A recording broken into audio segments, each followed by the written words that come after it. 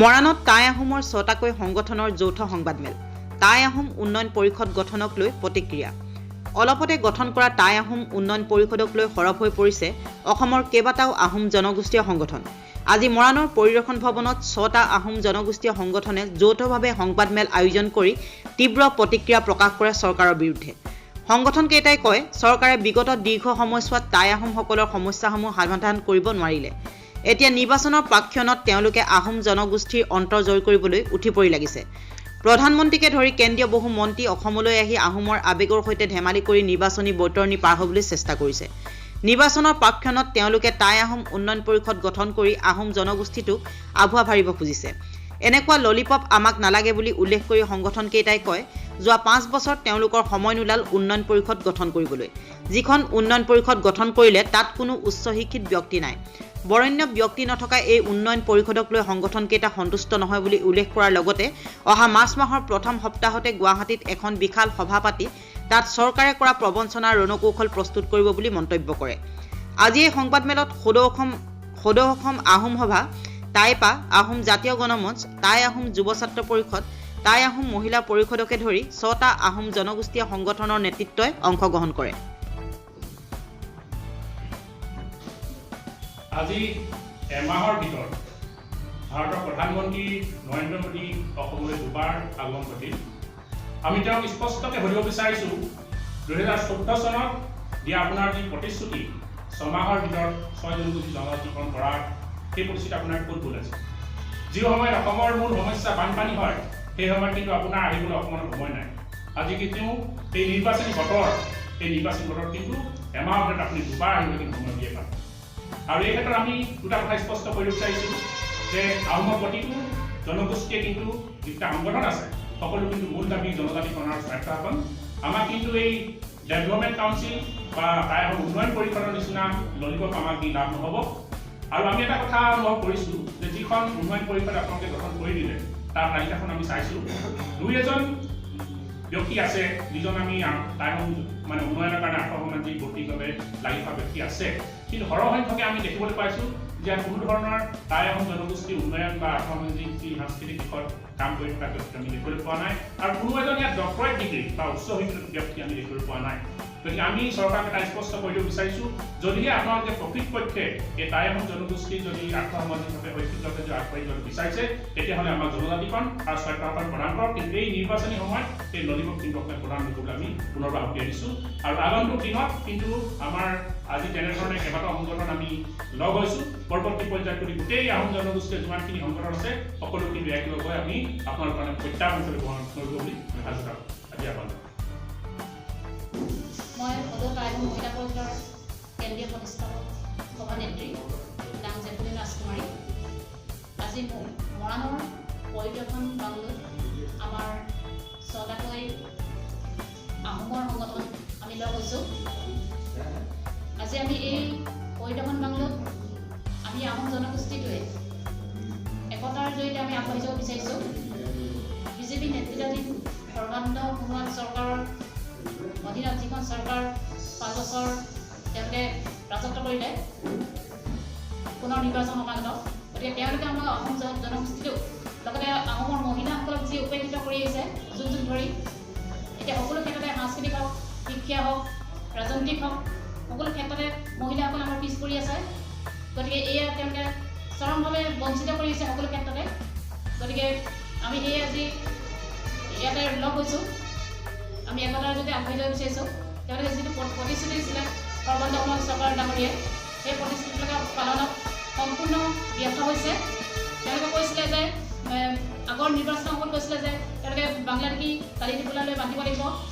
এনেদৰে তেওঁলোকে প্ৰতি ক্ষেত্ৰতে তেওঁলোকে আন্দোলন জাপি দিছে, অসমক বঞ্চিত কৰিছে, অসমৰ জনসাধাৰণ বঞ্চিত হৈ আহিছে, শোষিত হৈ আহিছে।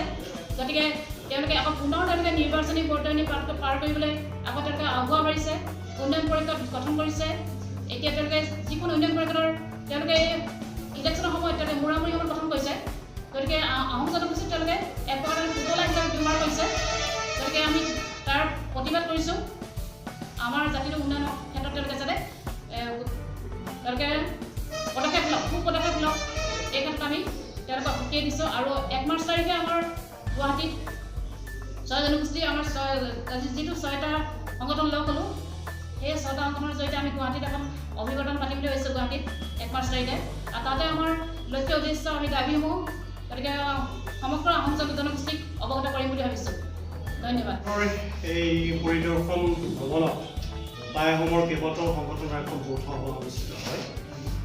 মই পোনপ্ৰথমে এই সভাৰ তৰফৰ পৰা মই অসম চৰকাৰক গৰিহণা দিছোঁ আৰু বিজেপি দলটোক আমি নিন্দা কৰিছোঁ। প্ৰথম কথা হ'ল যে বিগত সময়ছোৱাত আমাৰ টাই আহোম জনগোষ্ঠীৰ যিবিলাক দাবী দাবা আছিলে, যিবিলাক আমি বিভিন্ন সময়ত চৰকাৰৰ ওচৰত উত্থাপন কৰিছিলোঁ, সেইবিলাক তেওঁলোকে ৰূপায়ণ কৰাত এই চৰকাৰখন বিফল হ'ল। আৰু মই তেওঁলোকক একদম খুব ভালকৈ গৰিহণা এইটো কাৰণে দিব বিচাৰিছোঁ যে বিগত সময়ছোৱাত তেওঁলোকে টাই আহোম জনগোষ্ঠীটোৰ উন্নয়নৰ কাৰণে একো নকৰিলে। অহা কাইলৈ বা পৰহিলৈ এই চৰকাৰখন ভংগ হ'ব, কাৰণ কোড অফ কণ্ডাক্ট লেখা আপোনালোকে গম পায়। কিন্তু তাৰ আগমুহূৰ্তত অতি হাঁহি উঠাকৈ তেওঁলোকে টাই আহোম ডেভেলপমেণ্ট কাউন্সিলখন ঘোষণা কৰিছে। ইয়াতকৈ আৰু প্ৰবঞ্চনা এই জনগোষ্ঠীটোত কৰা আমি দেখা নাই। গতিকে এই চৰকাৰখনে এই দলটোৱে যে টাই আহোম জনগোষ্ঠীৰ এই দাবী দাবাবিলাকক লৈ পেলাই তেওঁলোকৰ কেৱল মাত্ৰ নিৰ্বাচনী বৰ্তনী পাৰ হোৱাৰ যে এটা অস্ত্ৰ হিচাপে আহোমক যে ব্যৱহাৰ কৰিলে, এই কথাটো প্ৰমাণ কৰি দিছে। কাৰণ আপোনালোকে নিশ্চয় দেখিছে যোৱা কালি পৰহি তেওঁলোকে টাই আহোম ডেভেলপমেণ্ট কাউন্সিলখন ঘোষণা কৰিলে। যোৱা 5টা বছৰত তেওঁলোকে ঘোষণা কৰিবলৈ তেওঁলোকৰ সময় নহ'ল। এই কথাটোৰ পৰা এই প্ৰমাণ কৰিছে। আৰু এটা কথা আপোনালোকে মন কৰক যে আজি আমি সেই কথাখিনি আলোচনা কৰিছোঁ যে নিৰ্বাচন চমু চাপি আহিছে, কাইলৈ পৰহিলৈ নিৰ্বাচন হ'ব। ইয়ালৈ নৰেন্দ্ৰ মোদী আহিছে, ইয়ালৈ বিয়াগুম নেতাসকল আহিছে। তাৰমানে কি তেওঁলোকে আপাৰ আছামৰ যি আহোম চেণ্টিমেণ্ট, এই আহোম চেণ্টিমেণ্টটো ড্ৰ কৰি তেওঁলোকে 2021 চনৰ নিৰ্বাচনী বৈতৰণি তেওঁলোকে পাৰ কৰিব বিচাৰিছে। গতিকে সেইকাৰণে আজি বিগত সময়ছোৱাত এই চৰকাৰখনে এই দলে যে আমাৰ এই জনগোষ্ঠীসমূহক যে প্ৰতাৰণা আৰু প্ৰবঞ্চনা কৰিলে, তাৰ কাৰণে আমি ইয়াত পুনৰ একত্ৰিত হৈছোঁ। আৰু এইবাৰ আমি আহোম জনগোষ্ঠীয় সংগঠনবিলাক আমি মাৰ বান্ধি থিয় হৈছোঁ। অহা মাৰ্চৰ প্ৰথম সপ্তাহৰ ভিতৰতে আমাৰ গুৱাহাটীত এখন বিশাল আকাৰৰ মিটিং হ'ব। তাতে আমি সিদ্ধান্ত গ্ৰহণ কৰিম যে টাই আহোম জনগোষ্ঠীয়ে বিগত সময়ছোৱাত এই চৰকাৰখনে এই দলবোৰে আমাক কৰা প্ৰবঞ্চনা আৰু প্ৰতাৰণাৰ সঠিক উত্তৰ আমি কেনেকৈ দিম। এইবাৰ কিন্তু আমি সঠিক উত্তৰ দিম, এইবাৰ কিন্তু আমি হাতে কামে লাগিম। এই কথাটো আজি এই আপোনালোকৰ জৰিয়তে আমি স্পষ্ট কৰি দিছোঁ। আৰু তেওঁলোকক সকীয়াই দিছোঁ যে আহোমক লৈ, টাই আহোম জনগোষ্ঠীক লৈ তেওঁলোকে যাতে আৰু খেলা নকৰে, তাৰ কাৰণে তেওঁলোকক সকীয়াই দিছোঁ। আৰু আমাৰ সমগ্ৰ জাতিটোক একত্ৰিত হৈ তেওঁলোকৰ বিৰুদ্ধে মাৰ বাহিনী থিয় হ'বৰ কাৰণে আমি আহ্বান জনাইছোঁ। আহোম সভাৰ কেন্দ্ৰীয় মন্ত্ৰী সাংসদ প্ৰাঞ্জল ৰাজকোঁৱৰ, এতিয়া আপোনালোকক আৰু এটা কথা জনাব বিচাৰিছোঁ যে আজি আমি দেখিছোঁ যে যোৱা দুমাহ ধৰি অইলৰ দ্বাৰা আমন্ত্ৰিত কুইপ্ৰ নামৰ এটা অনুষ্ঠানে, এটা ব্যক্তিগত অনুষ্ঠানৰ অৰুণাচল প্ৰদেশৰ ইনাৰৰ পৰা আমাৰ কনক কুমাৰ গগৈ নামৰ এজন ব্যক্তিক অসমৰ বিপ্লৱী সংগঠন আলফা স্বাধীনে অপহৰণ কৰি নি থৈছে। আমি সভাই আহ্বান জনাইছোঁ এই ব্যক্তিজনক নিস্বাৰ্থভাৱে কোনো ধৰণৰ বিনা চৰ্তত অতি শীঘ্ৰে মুক্তি দিব লাগে। আমি এইকাৰণে ক'ব বিচাৰিছোঁ, আমি ডিম্বেশ্বৰ গগৈ হেৰুৱালোঁ, আমাৰ এজন সংগ্ৰামী সত্তা থকা ডিম্বেশ্বৰ গগৈ আমি হেৰুৱালোঁ, তেওঁ গণকবৰ দিয়া হ'ল। আমি তেনেকুৱা ধৰণৰ বহুত আমাৰ আহোমৰ ডেকা আমি হেৰুৱালোঁ। আমি নিবিচাৰোঁ কনক কুমাৰ গগৈ দৰে ব্যক্তি আমাৰ পৰা আঁতৰি যাওক। লগতে আমি দাবী জনাইছোঁ আৰু আমি অইল ইণ্ডিয়াকো সকীয়াই দিব বিচাৰিছোঁ যে এই যে ব্যক্তিগত যিবিলাক কোম্পানীৰ দ্বাৰা তেওঁলোকে যিবিলাক তেল খননৰ যিবিলাক কাৰ্য তেওঁলোকে বন্ধ কৰিব লাগে। অইল ইণ্ডিয়াই নিজে তেল খনন কৰিব লাগে। যিবিলাক কাম অইলে নিজে কৰিব পাৰে, প্ৰাইভেট কোম্পানী দি তেওঁলোকে যিবিলাক বাহিৰৰ কোম্পানী যিটো মুনাফা দিয়াৰ যিটো পৰিকল্পনা, তেওঁলোকৰ ভিতৰি যিটো অভিসন্ধি, এইবিলাক অতি বন্ধ কৰিব লাগে। অন্যথা কিন্তু অনাগত দিনত আহোম অধিকৃত অঞ্চলত অইল ইণ্ডিয়াৰ সকলো ধৰণৰ কৰ্মসূচী বন্ধ কৰিবৰ কাৰণে আমি প্ৰস্তুত থাকিম। আৰু আলফাকো আমি আহ্বান জনাইছোঁ আৰু কুইপ্ৰকো অনুৰোধ জনাইছোঁ আৰু আলফাক অনুৰোধ জনাইছোঁ তেওঁলোকে যাতে অতি শীঘ্ৰে এই ব্যক্তিজনক বিনা চৰ্তে মুকলি কৰি দিব লাগে। আৰু কুইপ্ৰক দাবী জনাইছোঁ আৰু আমি তেওঁলোকক সকীয়াই দিছোঁ তেওঁলোকে এই পৰিয়ালটোৰ ক্ষেত্ৰত ইতিবাচক ব্যৱস্থা গ্ৰহণ কৰক, নহ'লে কুইপ্ৰও তেওঁলোক যিবিলাক খনন কাৰ্য চলি আছে আমি বন্ধ কৰিব বাধ্য হ'ম। আজি টাই আহোম সংগঠনৰ মই ইয়াত সমবেত হৈছোঁ আৰু মোৰ লক্ষ্য উদ্দেশ্য এইটোৱে, আমি বাৰে বাৰে চৰকাৰসমূহৰ পৰা বঞ্চিত আৰু নিষ্পেষিত হৈ আহিছোঁ। বিগত ৰাজ্যসভাৰ নিৰ্বাচন বা লোকসভাৰ নিৰ্বাচনসমূহত আমি দেখিবলৈ পাইছোঁ কেন্দ্ৰীয় চৰকাৰৰ প্ৰধানমন্ত্ৰী নৰেন্দ্ৰ মোদী ডাঙৰীয়াই অসমৰ পৰা কালি টোপোলাই বিদেশী বিতাড়িত হ'ব বুলি তেওঁ ঘোষণা কৰিছিল তেওঁলোকে চৰকাৰ গঠন কৰাৰ লগে কিন্তু তেওঁলোকে এজনো বিদেশী বিতাড় নকৰিলে। ইয়াৰ পৰিৱৰ্তে তেওঁলোকে কাণ জাপি দি অসমক পুনৰ বিদেশীৰ চৰণীয়া পথাৰলৈ ৰূপান্তৰিত কৰিছে। ইয়াৰ উপৰিও চৰকাৰে অসমৰ সাংস্কৃতিক যিবিলাক আমাৰ ঐতিহাসিক সম্পদ আছে দৌল দেৱালয়বিলাক সংৰক্ষণ আৰু শোভাবৰ্ধনৰ কাৰণে চৰাইদেউৰ সংৰক্ষণ আৰু শোভাবৰ্ধনৰ কাৰণে যি কাৰ্যসূচী হাতত লৈছিলে সেই কাৰ্যসূচী আমি বুমেৰাং দেখিবলৈ পাইছোঁ। সেই কাৰ্যসূচী ৰূপায়ণ হোৱা নাই, ঘোষণা কৰা পইচা আজি পৰ্যন্ত তেওঁলোকে মুকলি কৰি দিয়া নাই।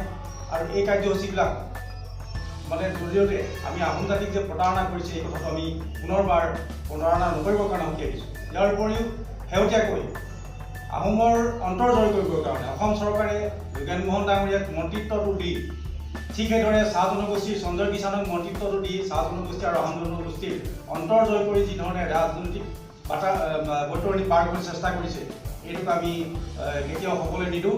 লগতে এই আমাৰ যিখন ডেভেলপমেণ্ট কাউন্সিল গঠন কৰিছে এইটোৱে পুনৰবাৰ প্ৰমাণ কৰিছে যে আহোম জনগোষ্ঠীৰ অন্তৰ জয় কৰি তেওঁলোকে পুনৰ উজনি অসমত তেওঁলোকৰ ৰাজনৈতিক ক্ষমতা হস্তগত কৰিবৰ কাৰণে যি কৌশল অৱতাৰণা কৰিছে এই কৌশল অৱতাৰণা আমি কেতিয়াও সফল হ'বলৈ নিদিওঁ। ইয়াৰ বিষয়ে আমি ৰাজপথলৈ যাম আৰু ৰাইজক আমি অৱগত কৰিম, সজাগ কৰিম। ইয়াৰ কাৰণে আমি অহা 1 মাৰ্চত গুৱাহাটীত যিখন অভিৱৰ্তন পাতিব লৈছোঁ এই অভিৱৰ্তনৰ যোগেদি আমি অসমৰ সমগ্ৰ অসমবাসীৰ লগতে আমাৰ টাই আহোম জনগোষ্ঠীক আমি এই বিষয়ে অৱগত কৰিম বুলি আজি সিদ্ধান্ত